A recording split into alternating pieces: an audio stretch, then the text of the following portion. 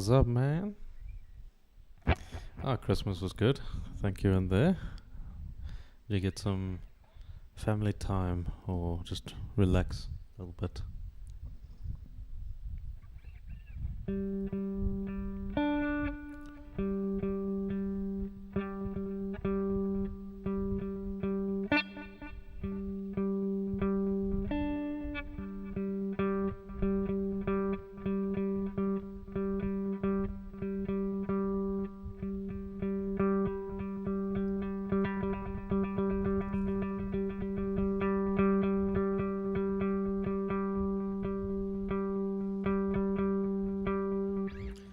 $13.61.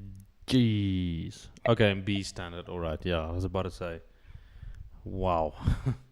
I generally don't like thick gauge strings. The sound is very dull, at least to me, and it feels like I'm fighting the guitar in order to play it. But yeah, in that tuning, it'll make sense.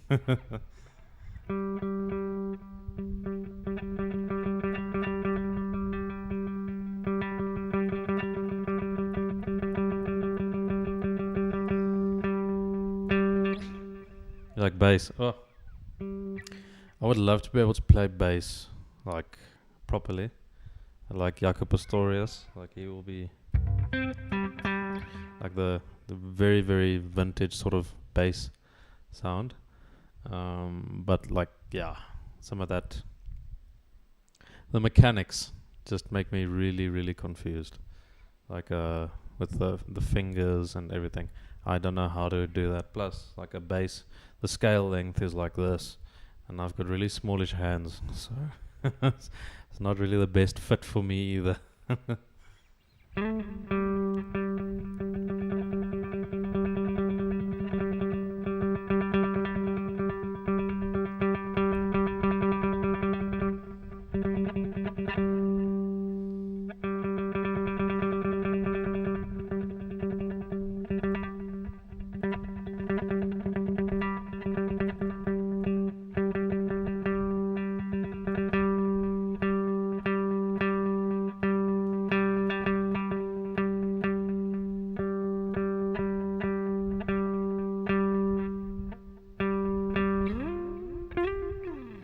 Where's music going in 2026? It's a difficult question because it depends what kind of music, what kind of what form of consumption of music as well. Like I think live music will become a bit more prominent, or I think there'll be a shift in the way we consume music. Mainly because AI has sort of taken the wheel when it comes to, I guess, background music. Like AI pretty much just creates whatever you want, and I think artists are gonna have to connect a lot more with their audience. Like there'll have to be a lot more of a interaction, the relationship between the artist and the audience, because that's something AI at least for now can't do. So it'll be more the interaction and I think the participation of the audience in the actual songs. For instance, how do you, like this is a question now, how do you listen to music? Like do you listen to music when you're working? Do you listen to it when you're driving? Do you listen to it when you're eating or cooking? Or do you listen to it like that? Or do you put everything else away and then you just have the song playing and you sit there and listen to it?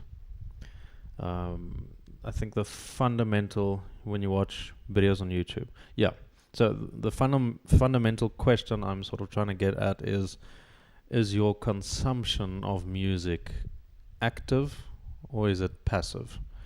In the same way, like when we watch TV or movies now, we have our phone out at the same time. So we're not really actively watching something. Like it's the Subway Surfer, if you will, in real life, where you'll be scrolling through whatever while you're watching something, and like the consumption of certain types of art has really, I don't know, maybe it was always like this, but I feel like it's become more prominent where you sort of, you have the movie on, but you're also on your phone, or you have the YouTube video open, but you're also on your phone, or you're driving and you have the music playing, and it's like even that is sort of a passive background consumption of music, because I'll find myself when I'm listening to music, I'll drive, and then I'm like, I wasn't focusing or paying attention to this part of the song, and I have to rewind or start the song over or something. I have to go back there,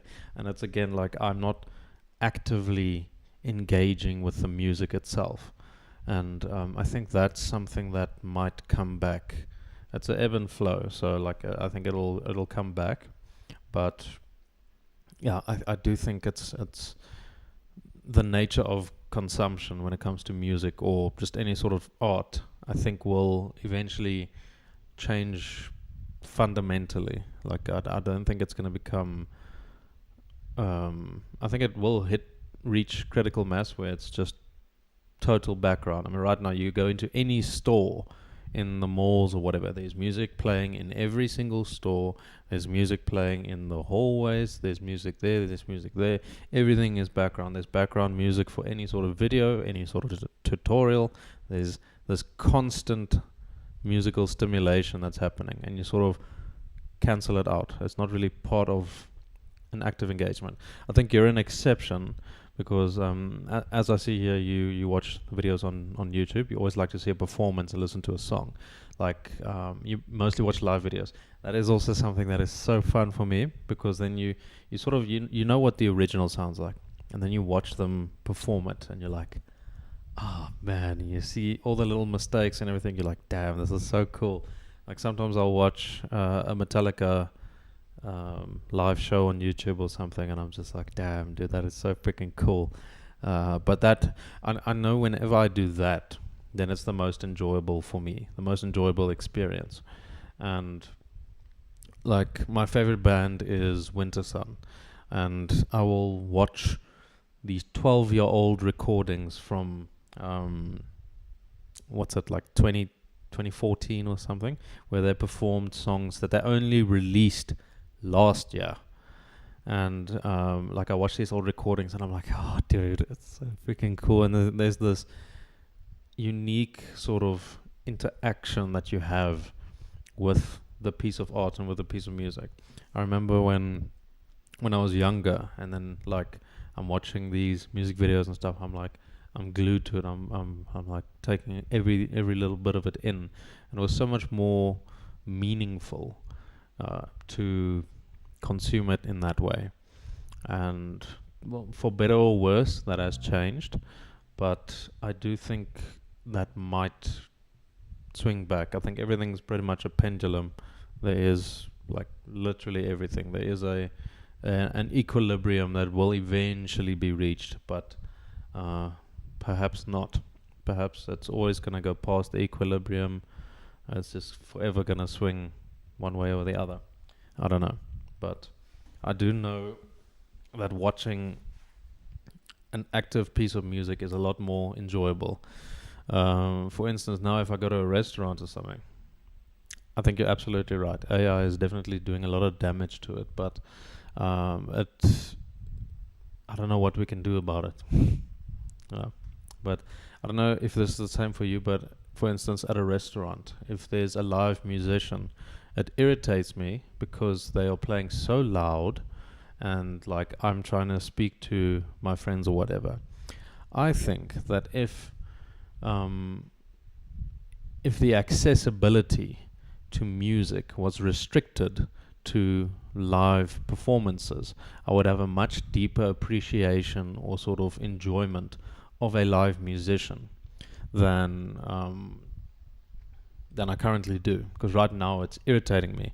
But if that was the only place I could get live music, it would actually make sense to go to a restaurant where there is a live band or something, because it's the only place where you can consume it. But now I can consume it on my phone, in any store that I walk into, in the car, at home, anywhere. So like the live sort of thing has really decayed, at least in my country, in my opinion. But yeah, it's all about clicks. Yeah, literally, it's about 15 seconds, not even 15 seconds, about like 5 seconds, 6 seconds of just some sort of engagement. And I mean, that is where the money is. So yeah, no, I think, yeah, it's a difficult thing. Yeah, young artists just want clicks. Yeah, you write a song for the purposes of having it go viral on TikTok or something, just the chorus or the hook or something, and then suddenly you just make all the money and everything. So the entire art of songwriting has been polluted. I think it's very much a tragedy, but again, I think it'll change. It'll flow back. There will be this natural regression and progression and regression over and over and over. But yeah, it is unfortunately the rules of the game right now for engagement and interaction and stuff like that. I wrote sins, not tragedies. What do you mean?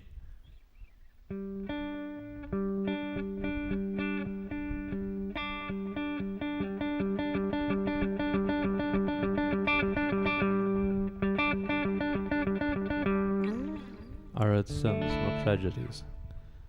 I don't know that song, unfortunately.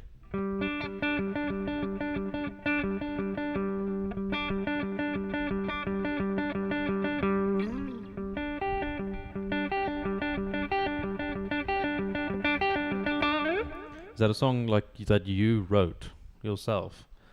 Let me check.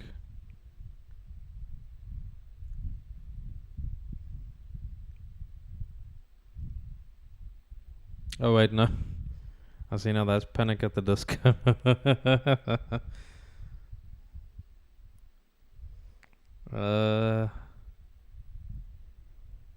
Yeah, I get you. Yeah. Ugh.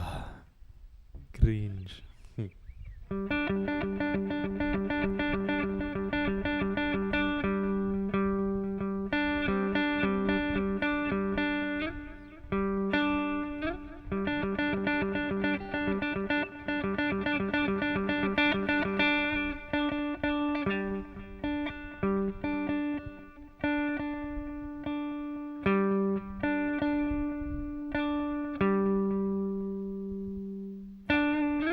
And 5 timeless bands. Oof. AC/DC, Iron Maiden, Black Sabbath,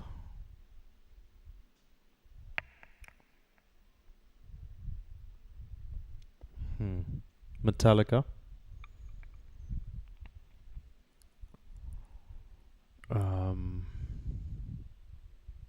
Guns N' Roses.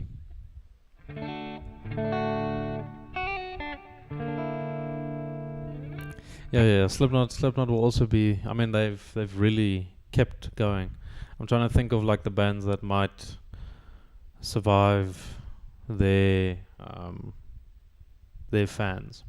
Like once all the original Metallica fans have died, will Metallica still be a thing?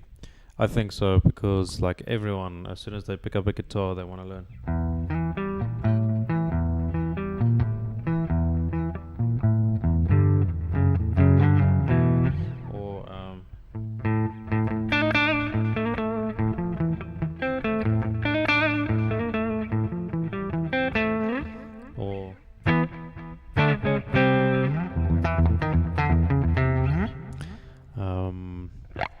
Guns N' Roses. I mean, everyone goes. I don't know. Slipknot managed to make heavy music and gain popularity. Yeah. Like it's insane. Like I think it was very youthfully driven, because I think things became very tame or very commercial and very just bland. And I think Slipknot was quite a necessary response to it. Like it was very much something extreme, something edgy. Because I mean, back in the day, like if you were, I don't know, part of the boomer generation or something, and you listened to Black Sabbath, you were like a Satanist. You were sacrificing cats on every blood moon, and you sort of wanted to scare people, or at least that's like, you know, the idea that is painted.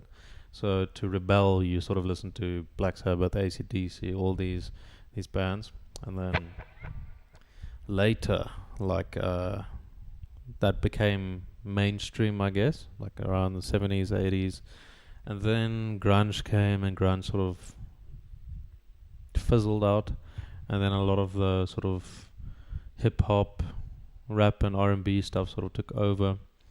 And then as a result, like, I mean, Slipknot has some of that, it's the new metal sort of stuff. Then it sort of grabbed that, because now it's like this thing of where do you stand? You need something extra. So yeah, Linkin Park definitely led the early 2000s metal movement. Absolutely, yeah. And then all the metalcore bands came, like Killswitch Engage, Bullet for My Valentine. What's up, man? Yes, I can sweep pick.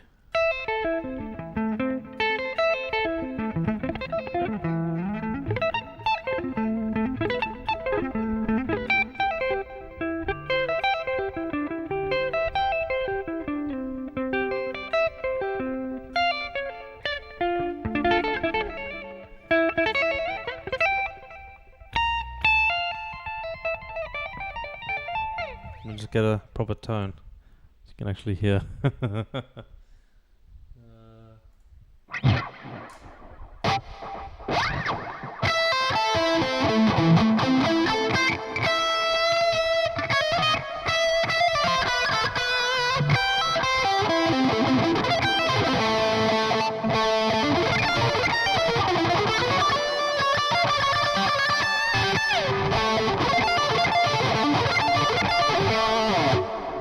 Delay, it's quite overbearing.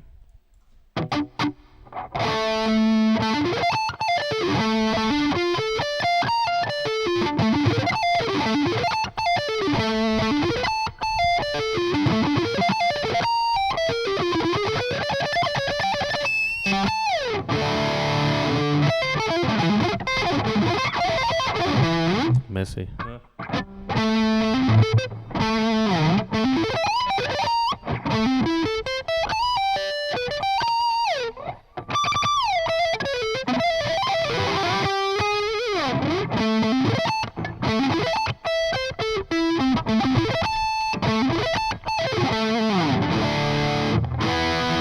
Rocket Ship Face Man, what's up? Mr. America.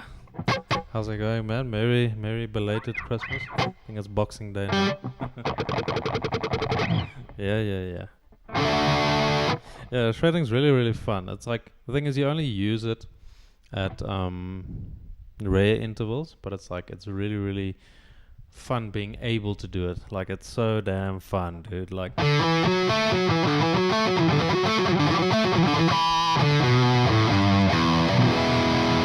it's fun being able to use it and not having to. It's horrifically crappy wanting to and not being able to. So, like, I never really use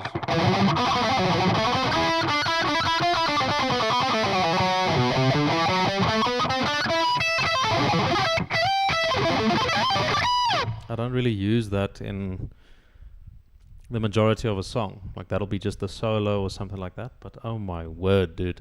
Like, it's just nice being able to do it. But I mean, I still want to get a lot more clean, a lot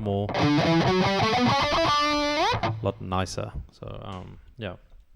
We're trying to build speed, can't seem to get it right. Well, in the Rocky Like a Hurricane solo. Oh, that thing, yeah.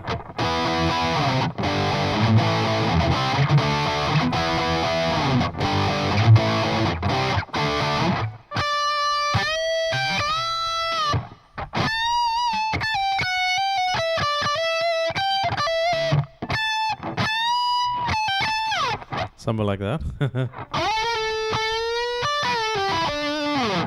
I'll have a look at it now. Yeah. I'll definitely have a look at that someone now. Let me just check this. Suppose some kind of me trying to play fast for the solo for dude, that part, that the slides.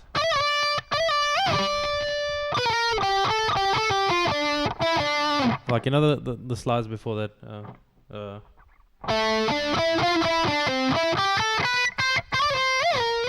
I can't even remember how to play that, but yeah, it was so damn difficult. Let me quickly have a look at this. Say the best interval, major second in an add 9 chord. Okay, so I'm gonna play a C add 9, and now you're gonna play a add 2. Frick.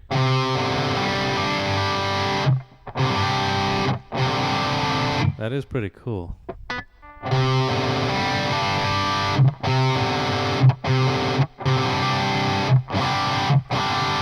That is quite fat. Let me check. So it's gonna be rock you like a hurricane.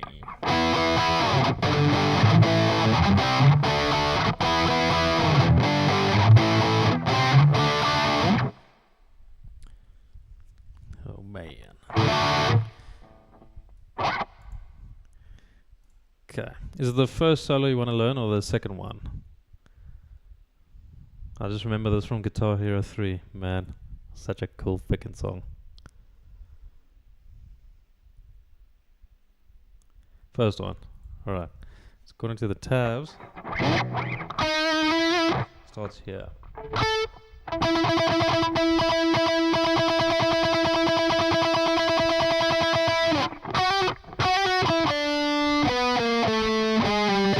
Okay, that's a terrible way to play that. What?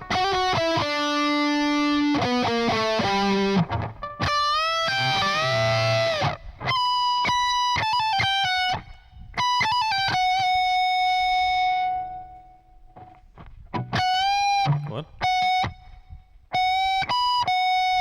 Doesn't sound right. Freaking hell.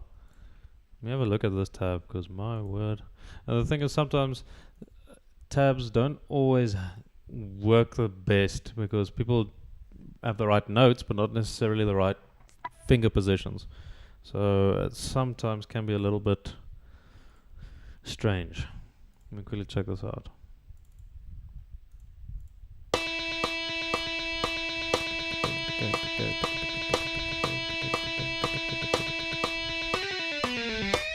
Okay, so let's take that.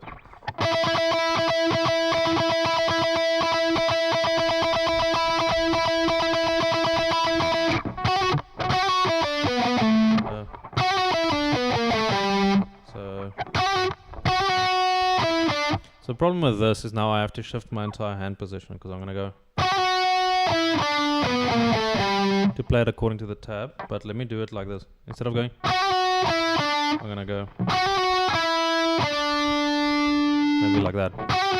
Because this note is here. So I can end here, and this seems like I'll be in the right place.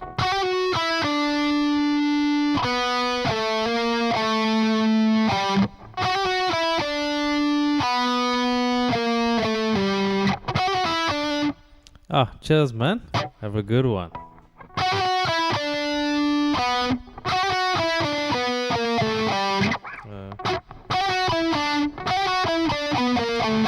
Okay, so I don't actually have to do that. I'll just do that. Okay, so.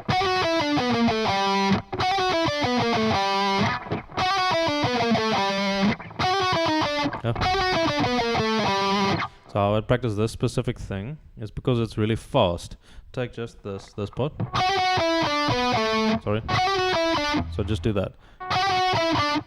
So So downstroke, hammer on, pull off, downstroke, upstroke.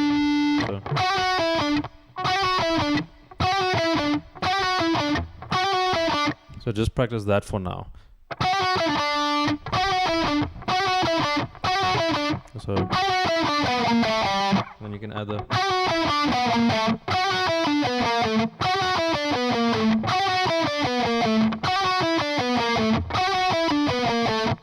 and then when you're comfortable you can do that last one. So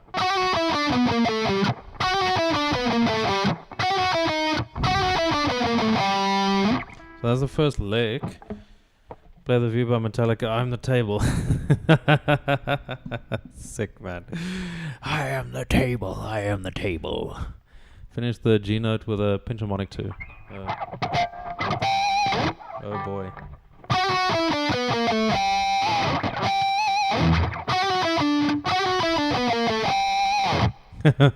Sick. And then you need to jump to, you need to bend there. And then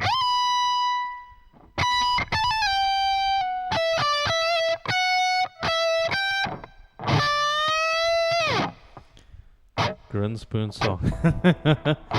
I'm going to check what the triad says. The triad. So the triad will be intermediate guitar player. And tell me how to solo on chord changes. Let me check. Chord progression like A minor, Gmail. Okay, so like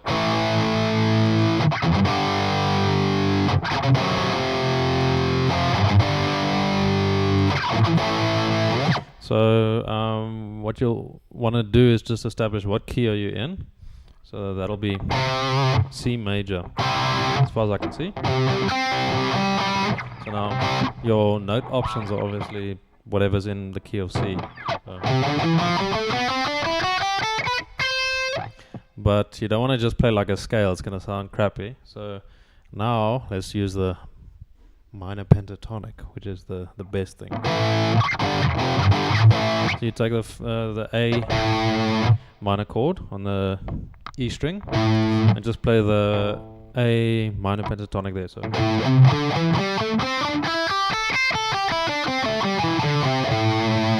and then pick like a rhythm. So like go like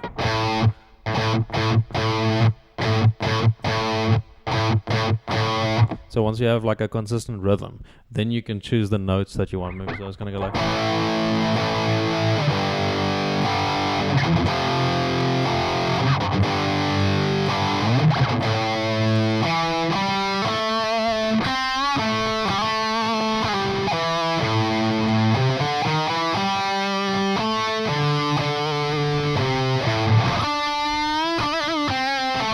so now I'm using one rhythm, so the da da da da da da da, just so that I can I don't have to think about the rhythm. In melody, the most difficult thing is the rhythm, because I mean we know what the notes are, and it's like just adding the rhythm. Thinking about that is just such a much more difficult thing. So yeah, herta. Herta.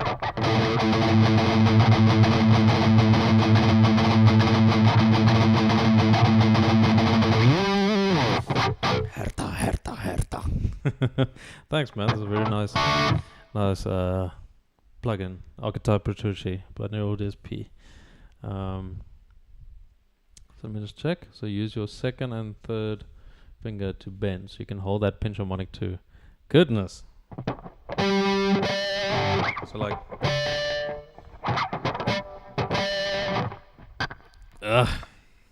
Let me not fight that. That sounds rough. So I would like to do for more taste on that solo. Oh, it's a great solo. Favorite minor song is Bark at the Moon. Oh yeah. I remember Gus G playing that thing like.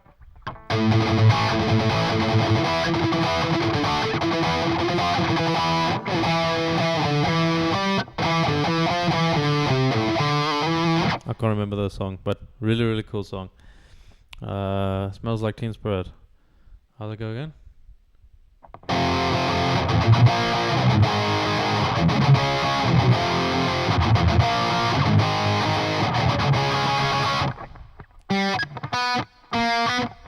How's it? Yeah.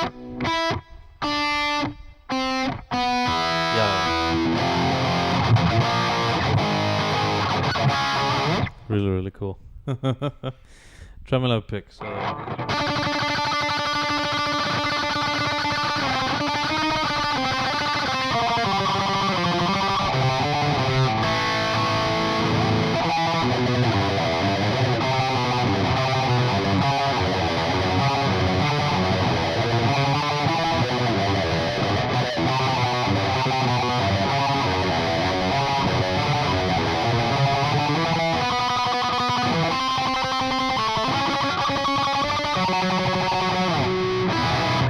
Really cool. Running away from the teen spirit, my guitar is. Oh, pull the plug. Why don't you?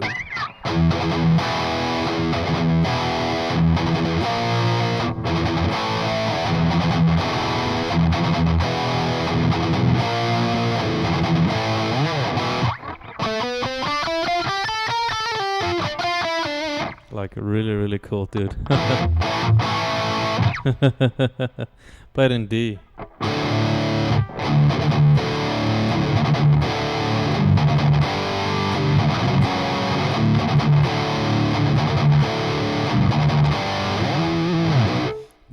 Thanks, man. Yeah, definitely. Like, I'm gonna have a look at the rest of the solo as well, just because it's such a cool thing. I think this part is the part that's gonna charm me, though. The classic bluesy thing, and then that last scale run, which will be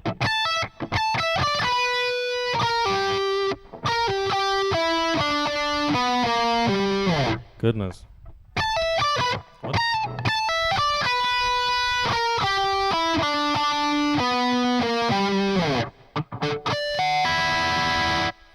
Man, now my elbow. I don't have any pain in my elbow. It's the specific technique. Like, I don't really engage my elbow for that. Like, if I do that, it'll look like this. And then you'll get sort of tennis elbow. So you don't want to do that. It really should be a wrist dominant motion.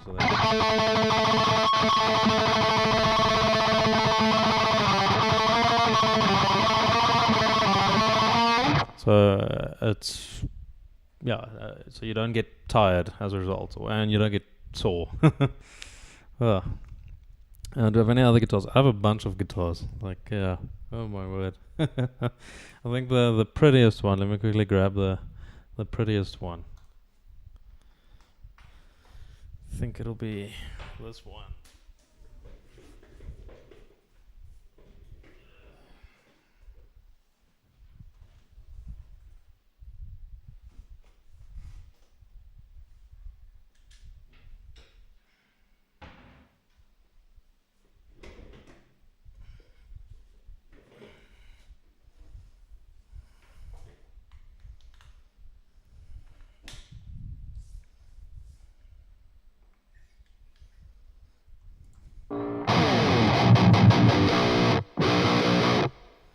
So this one's tuned to A sharp.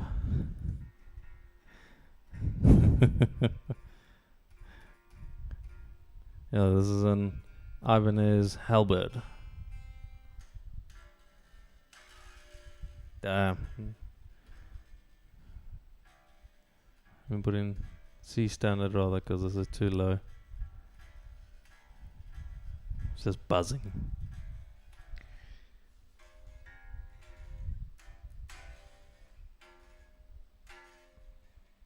Gonna need thicker strings like.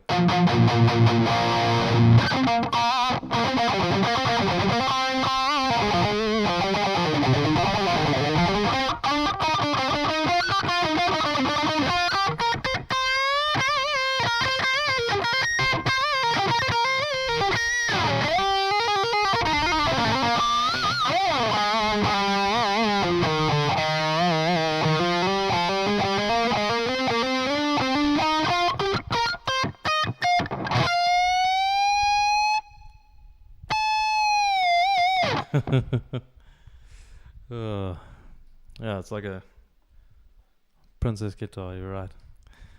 And like I'm not in a formal band. I guess I do play at my local church, but I do a bunch of like session stuff as well. Like if people need a guitarist for whatever show, then I'll play. But it's normally really easy stuff. Like it's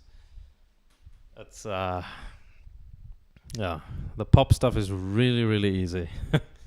Let me get another guitar.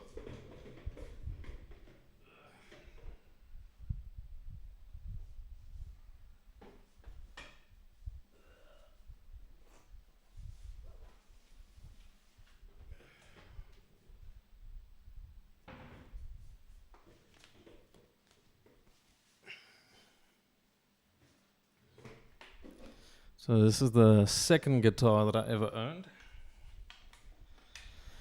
This is a Ibanez RGR.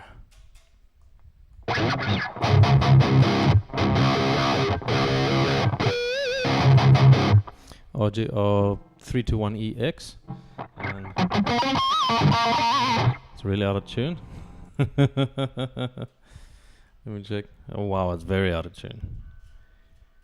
And yeah, Danny, like there's a bunch of exercises you can do, but I generally don't like doing exercises just because they are so disconnected from the music that I want to play. So the way I approach this, let me just check. Just make sure I don't break the string.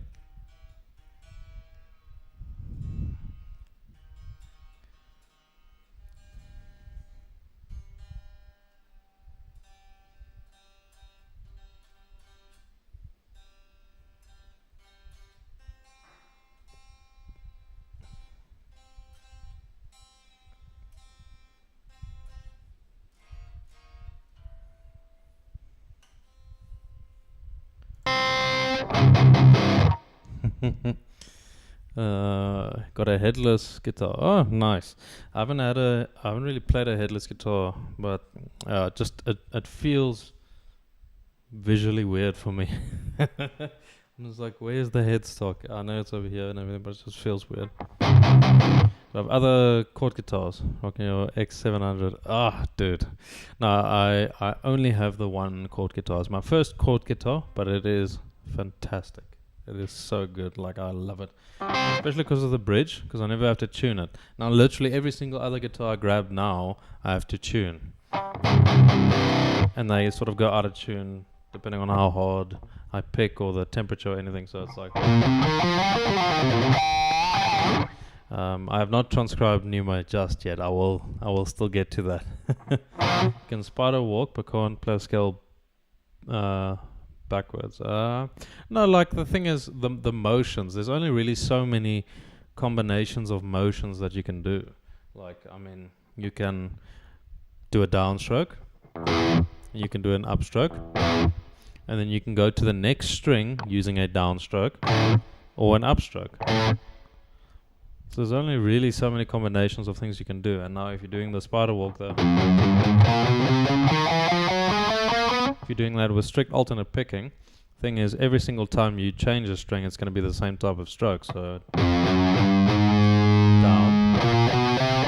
down, down. So that's all good and well. And the thing is your brain's going to eventually make that string change, the downward string change, a downstroke string change, a lot more efficient. But the problem is whenever we play scales, we normally do them with 3 notes per string. So like that sort of thing. And now the problem is, look at all the string changes that I do. So down, up, down, up, down. So like we have this problem now, because it's like we practice this.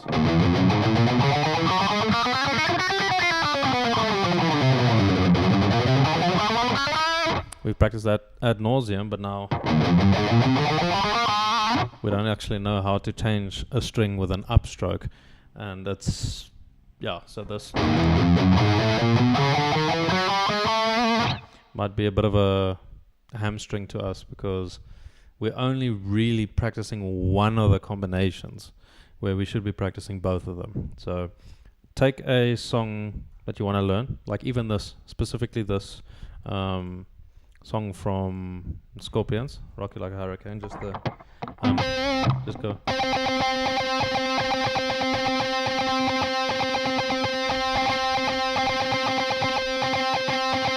Just that motion is already very good for you. And then take that lick,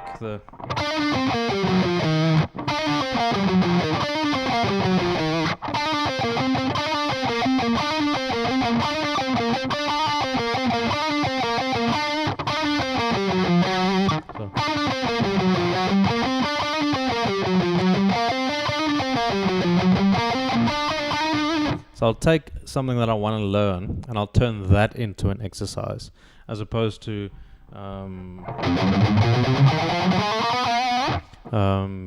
practicing an exercise and hoping that that will translate to the song that I'm trying to get better at. So rather get your exercises from a song that you want to learn, and focus mainly on the string changes, because that's the most difficult motion. Because now it's generally simple to play on one string, but as soon as you have to change strings, it becomes more complicated. Also be very conscious of how you are changing the string. Are you changing the string with a downstroke or an upstroke? And when you practice it, make sure you practice it exactly the same every single time. Otherwise your brain's going to try to do one or the other. Your brain just knows it has to change strings. It doesn't know necessarily which motion to be using, so it'll sort of mesh them together, and then you get like a desynchronization when you try to change strings. So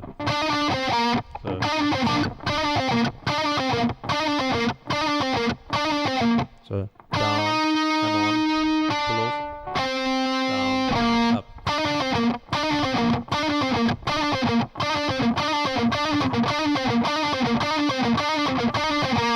Something like that.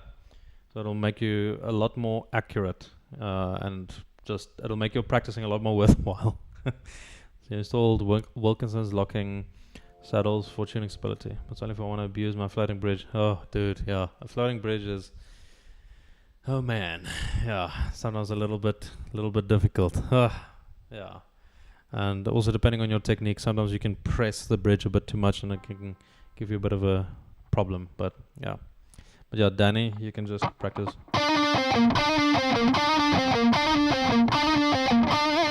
Be very conscious of things you're doing. Don't just do them. Don't just do them on autopilot. You actually want to focus on what you're doing. So like focus.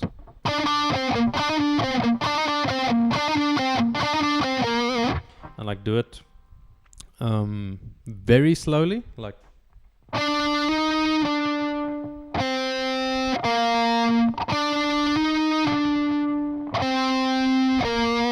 Like very, very slowly, just so you're very conscious of the motions that you're making, and then you want to push it to like maybe 80-90% of the actual speed of the thing. I do use a metronome, absolutely. So make it with Holy Wars. I need to learn Holy Wars as well, but I do know how to play.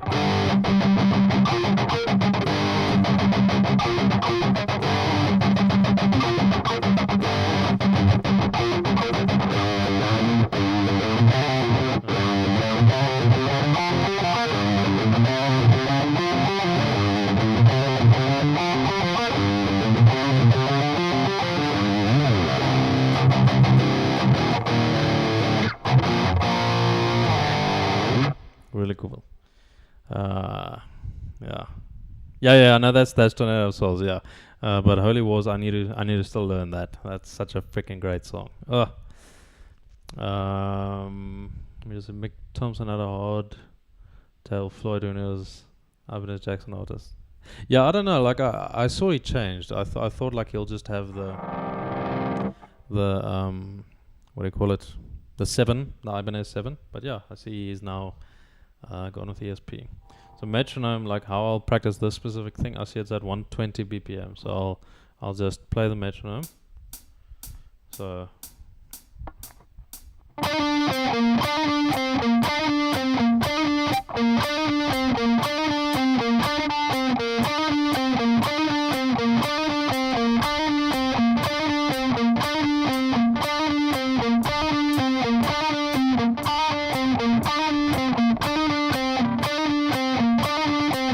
I'll do like that, and then you can do it even slower, like.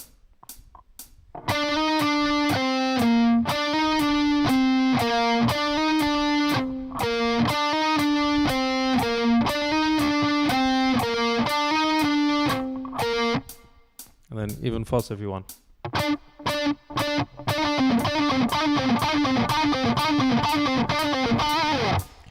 So this is a way you can sort of mix up the exercises that you do. But I mean, this is just what 1, 2, 3, 4, 5 notes, and I'll generally practice between 3 and 8 notes, and I won't really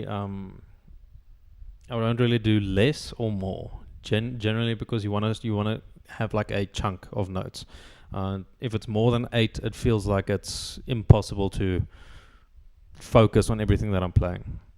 If it's less, then I don't really get it's easier to play 2 notes, but to play 3 notes really does add a different element.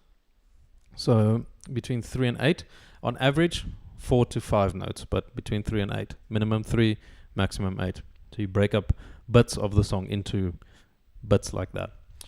Yeah, Tornado Souls is fantastic. Oh, you ever heard the solo from I Wanna Be Somebody by Wasp? I unfortunately have not. Do you go up every 5 BPM with a metronome? I did do that at a stage, and the thing is that that didn't work for me. I had a bit of a problem with it because you reach this point of critical mass where you can't really go faster, and it's funny because like let's say you're practicing at 100 BPM. Your target is 200, for instance. So you'll be practicing slowly up and up and up and up, and then you get to like 140, and it's just impossible to play it. But if you then skip from 140 to 180, you suddenly can play it. And the reason that I think is because you're engaging fundamentally different muscles, and you're encountering different sort of obstacles at that speed, mainly cognitively, because your brain, you cannot really consciously focus on exactly what you're playing at such a high speed, and you're trying to sort of go from walking to running, like by walking faster, and you keep practicing walking, and you just walk a little bit faster every day, but you're not actually using the fast sort of technique that you should be using. And my guitar teacher says that you should be using exactly the same technique at a slow speed that you do at a high speed. I understand where he's coming from, but I do think on a cognitive load basis, the thing is you do encounter different variables. It's ballistic memory rather than actual thinking at that speed. Yeah, like I think that pretty much describes it. It's you're sort of having to rely on muscle memory that you're locked in. You can't really actively think at that point, so you have to sort of jump into it. So the way I'll practice this is I'll have 3 main speed zones that I'll practice in. The first one, you have no metronome, no rhythm, you don't worry about that. You think about the actual notes and the placements and the strokes and everything. Second speed zone will be about 25 to 50% of the actual songs or the parts speed. And the reason for that is so that you can lock in the rhythm. So now you want to make sure that your rhythm, the relationship, the duration relationship between the notes of whatever you're playing is consistent and accurate. You don't want to just mush everything into a bar. You want to actually be conscious about this note is held for half the duration of this note. So it'll be like that sort of thing. So you want to be very, very conscious about the internal distance relationship when it comes to the notes that you're playing. Then the third speed zone, and this is where the magic really happens. You push yourself to about 80 to 110% of the speed of the song you want to play. So reason for that is at that point you have to sort of rely on your ballistic memory or your muscle memory when you're trying to play that. But then you also practice it in these small little chunks. You are going to take that specific thing. Like for instance, what we did right now, first speed zone, I was thinking, okay, I can go, or I can go, or I can go. But now I'm deciding downstroke, hammer on, pull off, or I can go. But I need to make those decisions before I start practicing my rhythm or my speed or anything. So I'll decide, okay, I'm going to do this. Downstroke, hammer on, pull off, downstroke, upstroke. So I'll be doing that. And then I'll take it to 80 or 90% of the actual song speed, so that then I can practice my, then I get my repetitions in. Because you don't want to get you don't want to develop your muscle memory at a slow speed, because at a slow speed we tend to exaggerate certain motions or compensate for bad technique. So now instead of going, I can go.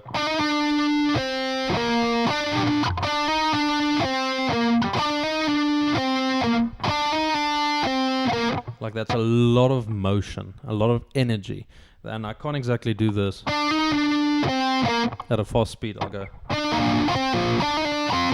Like because I'm trying to compensate at a speed where that I shouldn't be using that technique in the first place. So my guitar teacher is very, very right when he says you need to use the same sort of technique, but it's difficult if you don't understand exactly what's happening at a high speed, because we'll practice something very, very slowly.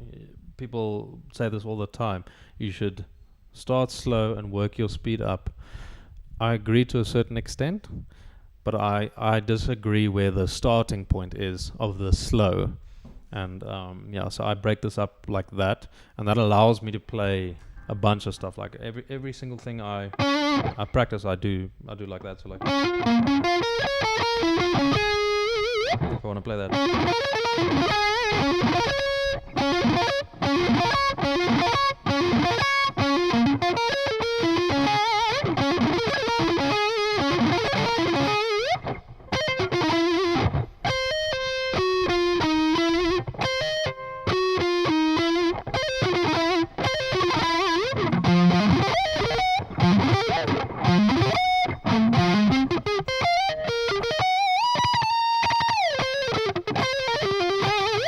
That sort of thing.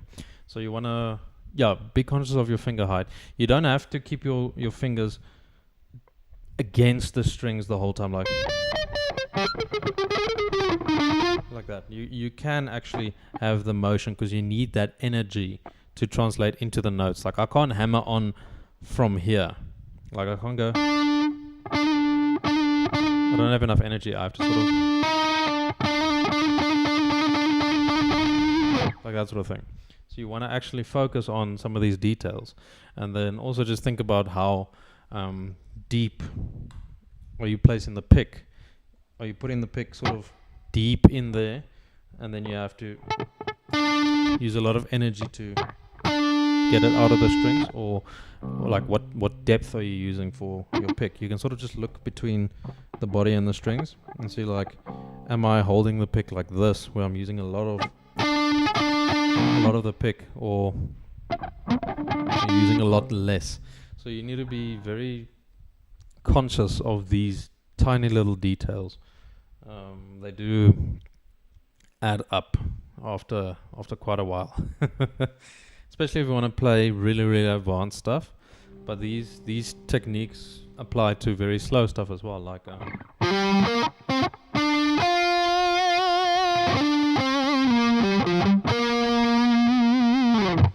when you play, you get a lot of accidental harmonics. What kind of harmonics? Are they pinch harmonics? Like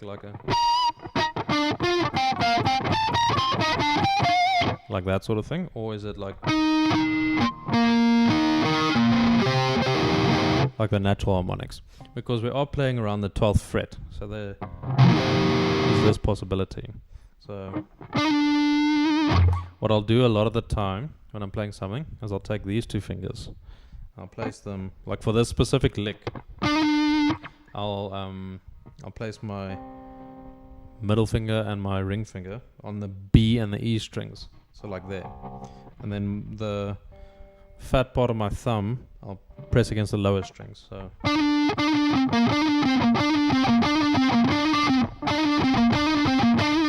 So there's a lot of muting that you can actually engage in when it comes to this sort of thing. But now if it's your thumb that's doing that, be conscious of, is the flesh of your thumb touching the string after you play it or when you follow through? So like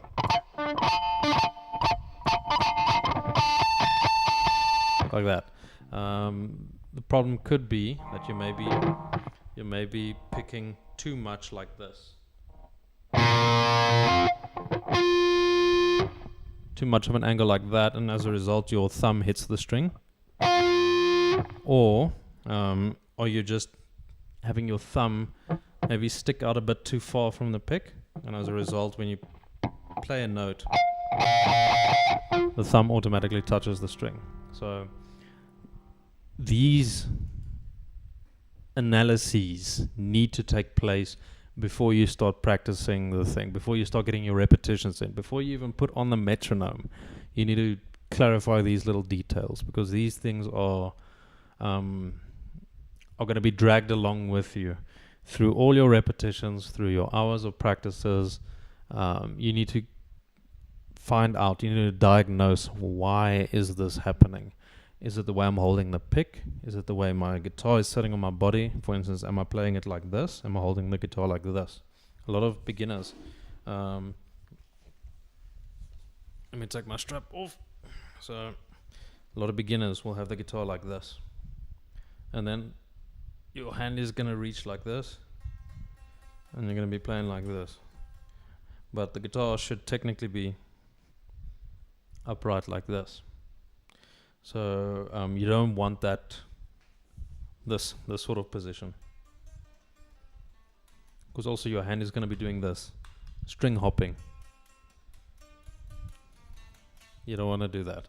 So you want to have it straight, sit up straight as well, and then ergonomically things will just fit in a lot better. So analyze what it could be. Is your guitar maybe a bit too far back? Is it a bit too far forward? There's, I guess, hundreds of tiny details that could be the problem. I think definitely just have a look. I've been playing for a long time and I can play some complicated stuff, but whenever I go to solo I run into a lot of issues because I never practiced that. Okay, yeah, so it'll be a lot of diagnostics. So you'll have to sort of figure out precisely what are you doing wrong, or what sort of motions are inefficient that you've done. But yeah, also never had a teacher. Yeah, I've had multiple teachers. All of them are different, but my current one I think is the best one that I've ever had. Like it's between him and Temu. Like, my word, yeah. I wonder. Like I had a guitar lesson with Temu from Megadeth a couple years ago, and like I'm still starstruck by it. It's just like he's my favorite guitarist. But now I'm busy taking lessons from Anton Oparin, and he's also just phenomenal. But the thing is, the good thing about this is it gives me confirmation, because I mean a lot of guitar is pretty much teaching yourself. It's a skill that you sort of develop. The teacher is there to ensure that if you are on the wrong path, that they will correct you. That if you're practicing something in an incorrect way, they'll tell you, no, you should actually be using this sort of motion, you should be using this sort of technique, you're doing this wrong. So there's a lot of guidance, but essentially you teach yourself. So a lot of the details often go missing if the teacher that you have, or in your case that you don't have, isn't able to pick up on some of the problems that you might be experiencing. For instance, you'll hear this a lot. Man, just do what feels comfortable. Just do what feels good. Bullshit. Like some things your brain has sort of forced itself to feel comfortable with. And even if it's an extremely inefficient motion. So you sort of want to, you want someone to be able to tell you, is what you're doing either totally wrong, somewhat permissible, or perfect. You sort of want to know where on the scale from perfect to crap you are when it comes to certain techniques. And if you can just play something, like, I don't know, you can upload it to your channel. I'll subscribe to you so I can just have a look. But if you just upload like a video of you playing something, I can definitely give you some feedback on some of these things. Like you can have a look at, I can have a look at your right hand technique, your left hand technique, just a little bit of feedback just so I can maybe see exactly what your problems might be. Because I've analyzed my technique and my students and everyone's techniques ad nauseum, but it's a really nice experience because it's that epiphany, just that light bulb moment that is really, really fun. So if you want, you can just upload a video of you practicing something, but like practice it in exactly the way. It doesn't have to sound good. I'm not even going to listen, or I'll barely listen, because the most important thing is the visual aspect. So if you upload a video to your channel, I'll have a look at that, and I'll give you feedback in one of my next live streams, or I can even just leave some comments on it. So that'll be really, really cool. Real Danny Phantom. Cool. Yeah, and yeah, I'm busy trying to learn Sultans of Swing as well.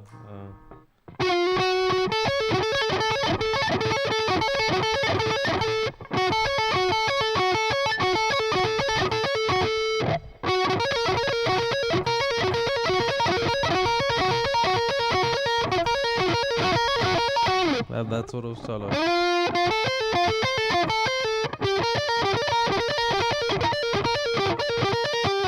That thing. And there's a lot of mechanics in that, so I'm just sort of having a look at that as well. But yeah, let me just quickly subscribe to you so I can also just have a look. There we go.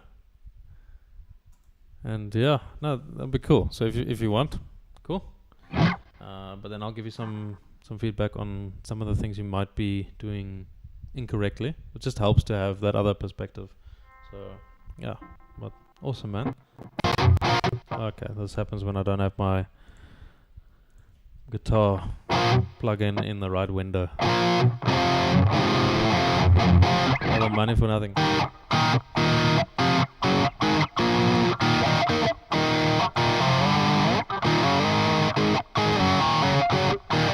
Something like that. But yeah, man. Awesome. I'm busy using the Archetype Petrucci. So the Neuraldsp Archetype Petrucci. And it's very, very nice. I have like 5 plugins from Neuraldsp. Just their stuff is just so damn good. So yeah, man. But that's going to be it for me for today. I'm going to chill a bit. And yeah. I'm also going to have a couple of lessons later. So yeah. Cool, man. Must have a good one. And merry belated Christmas. Cheers.